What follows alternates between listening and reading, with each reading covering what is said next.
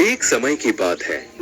मलकपुर नाम के गांव में एक बहुत ही लालची किस्म का जमींदार रहता था। वो अपनी जमीन गरीब किसानों को अजीब अजीब शर्तें रखकर भाई ठेके पर देता था। उसी गांव में शंकर नाम का एक गरीब किसान रहता था।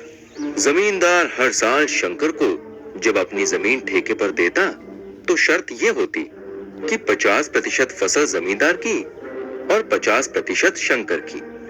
फसल आने के बाद अच्छी फसल खुद के पास रखता और खराब फसल शंकर को दे देता। फिर शंकर इस वजह से बहुत मुश्किल से अपना गुजारा करता था।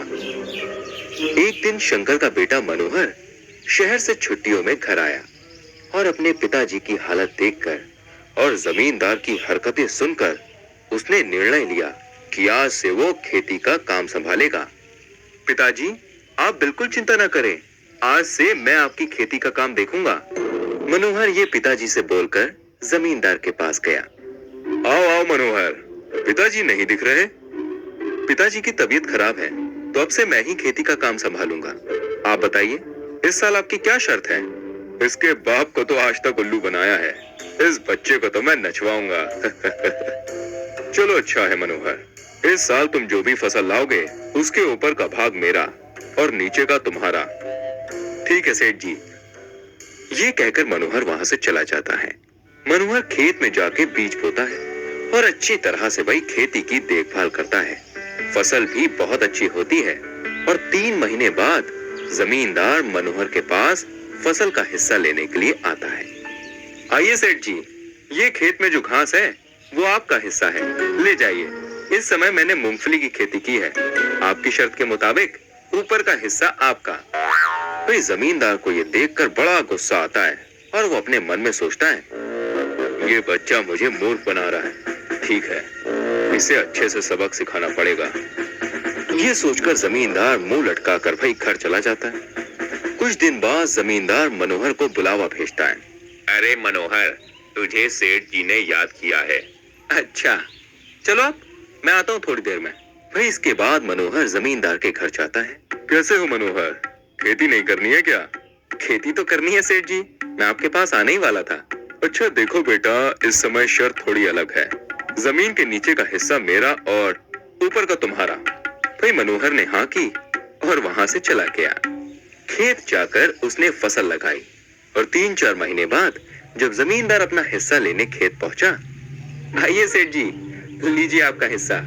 मैंने गेहूं लगाए थे तो शर्त के मुताबिक ये जमीन के नीचे की जड़ें आप रख लीजिए, मेरा ऊपर का हिस्सा मैं लेकर जा रहा हूँ। तो ये सुनकर जमींदार गुस्से से पागल हो जाता है और मनोहर को कहता है, तुम खुद को बहुत होशियार समझते हो ना, तो अब इस समय भी मैं तुमको मेरी खेती देता हूँ और शर्त ये है कि जमीन के ऊपर का और नीचे का हिस्सा मेरा, बीच का तुम्हारा। बोलो, मंजूर है?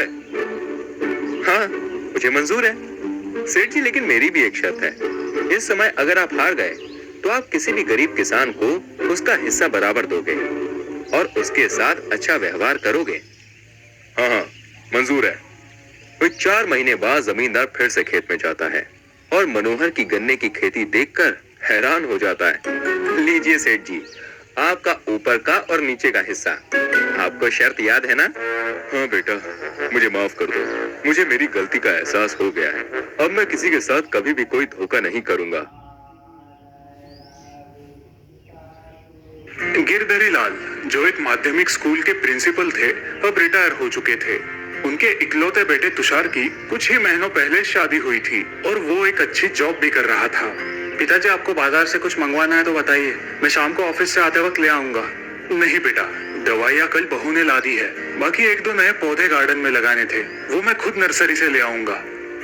जी पिताजी। गिरधरी लाल की रिटायर्ड लाइफ अच्छी गुजर रही थी। किताबें पढ़ना, बागवानी करना, शाम को सैर सपाटे के लिए पहाड़ी पर जाना, दोस्तों से मिलना, पूरा दिन हंसते खेलते गुजर जाता और अब उनकी खुशी और बढ़ने वाली थी। एक दिन तुषार और उसकी पत्नी उनके पास आए। पिताजी, हमें आशीर्वाद दीजिए। आशीर्वाद?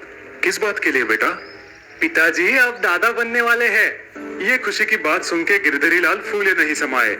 वाह, क्या बढ़िया खबर सुनाई है तुमने। आज तुम्हारी माँ जिंदा होती तो खुशी से पागल हो जाती। महीने बीत जाते हैं। गिरधरी लाल बड़े उत्साह से अपने आने वाले पोते का इंतजार कर रहे थे।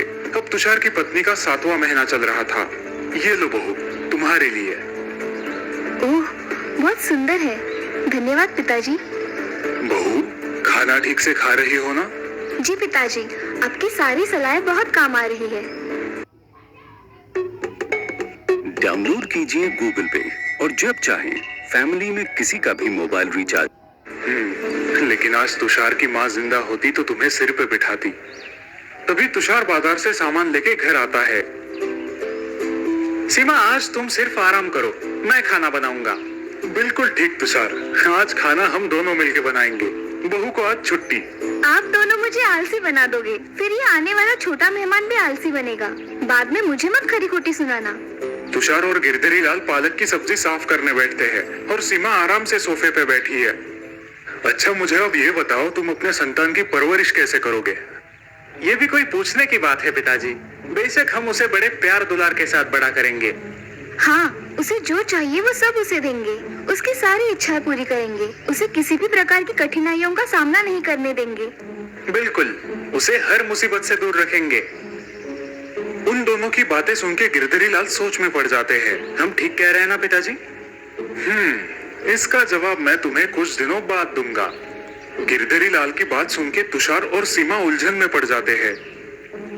अगले दिन गिरधरी लाल नर्सरी से गुलाब के 2 छोटे पौधे ले आते हैं और एक पौधा बेटे और बहू को दे देते हैं। बहू, तुषार, ये छोटा पौधा तुम्हें हमारे बगीचे में लगाना है। और ये दूसरा पौधा पिताजी, ये मैं खुद लगाऊंगा और आज से हम दोनों अपने अपने पौधों की निगरानी करेंगे। अब गिरधरी लाल अपने पौधे को बगीचे में लगा देते हैं और उसके पास ही तुषार और सीमा उनके पौधे को। दोनों अपने अपने पौधे की अच्छे से देखभाल कर रहे हैं, लेकिन तुषार और सीमा थोड़ी ज्यादा। पता नहीं पिताजी हमें क्या सीख देना चाहते हैं। मैं तो सोच सोच के थक गया। दिन बीतते जाते हैं। गिरधरी लाल अपने पौधे को सिर्फ आधा गिलास ही पानी देते थे और तुषार अपने पौधे को 2 गिलास पानी और हर हफ्ते खाद भी देता था। हमारा पौधा पिताजी के पौधे से ज्यादा हरा भरा लग रहा है ना? हाँ, और ज्यादा ऊंचा भी। सीमा और तुषार उनके पौधे का विकास देख के बहुत खुश थे, लेकिन गिरधरी लाल अपने पौधे को सिर्फ आधा गिलास ही पानी क्यों देते थे, ये बात उनकी उलझन बढ़ा रही थी। पिताजी, आप अपने पौधे को इतना कम पानी क्यों डाल रहे हो? मुझे लगता है इसीलिए उसका ठीक से विकास नहीं हो रहा। सही वक्त आने दो, मैं तुम्हारे सारे सवालों का जवाब दूंगा। एक दिन रात को अचानक तूफान आता है। जोर की हवाएं चलती है। सुबह जब तुषार और सीमा बाहर बगीचे में आते हैं, तब वो हैरान हो जाते हैं। ओह, ये क्या? हमारा हरा भरा पौधा बिल्कुल नष्ट हो गया है। सारी जड़ें मिट्टी से बाहर उखड़ आई है। ये कैसे मुमकिन है?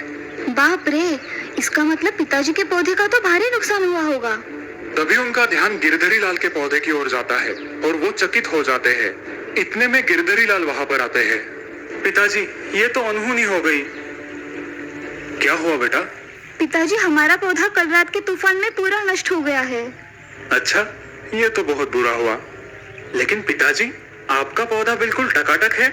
आप ना तो उसे खाद डालते थे और ना ही बहुत सारा पानी देते थे। और हमने इतनी सावधानी से उसकी देखभाल की, फिर भी वो इस तूफान में टिक नहीं पाया। ऐसा क्यों?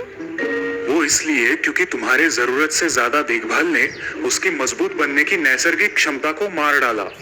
तुषार और सीमा अभी भी उलझन में है। हम कुछ समझे नहीं पिताजी। समझाता हूँ। जब मैं मेरे पौधे को सिर्फ जरूरत के अनुसार आधा गिलास पानी दे रहा था, तब पौधा अपनी बढ़ती हुई जरूरत पूरा करने के लिए खुद की जड़ों को जमीन के अंदर फैला रहा था और आसपास के मिट्टी से पानी प्राप्त कर रहा था। इसी वजह से उसकी जड़ों ने जमीन में अच्छे से पकड़ जमा ली। इस कारण कल रात के तूफान का इस पौधे ने डट के सामना किया। और हमारा पौधा क्यों नहीं कर पाया? वो इसलिए क्योंकि तुम्हारी ज्यादा देखभाल ने उसकी परिस्थिति से मुकाबला करने की क्षमता नष्ट कर दी। तुम्हारे पौधे को जरूरत से ज्यादा पानी, पोषण मूल्य आराम से मिल रहे थे, इसीलिए उसने मिट्टी के अंदर घुसने की कोशिश ही नहीं की। और इसीलिए उसकी जड़ें जमीन में पक्की पकड़ न कर पाई और पौधा कल के तूफान का सामना न कर सका। बिल्कुल सही। लेकिन आप हमें इस अनुभव से क्या सीख देना चाहते हैं? हमारी संतान भी इसी पौधे की तरह होती है। उनकी बढ़ती उम्र में अगर उन्हें जरूरत से ज्यादा लाड़ प्यार और देखभाल मिले तो उनकी कठिन परिस्थितियों से लड़ने की क्षमता विकसित नहीं होती और जिंदगी में उन्हें संकटों का सामना करना मुश्किल होता है। एकदम सही। आई बात समझ में। थैंक यू पिताजी, हम आपकी सलाह याद रखेंगे।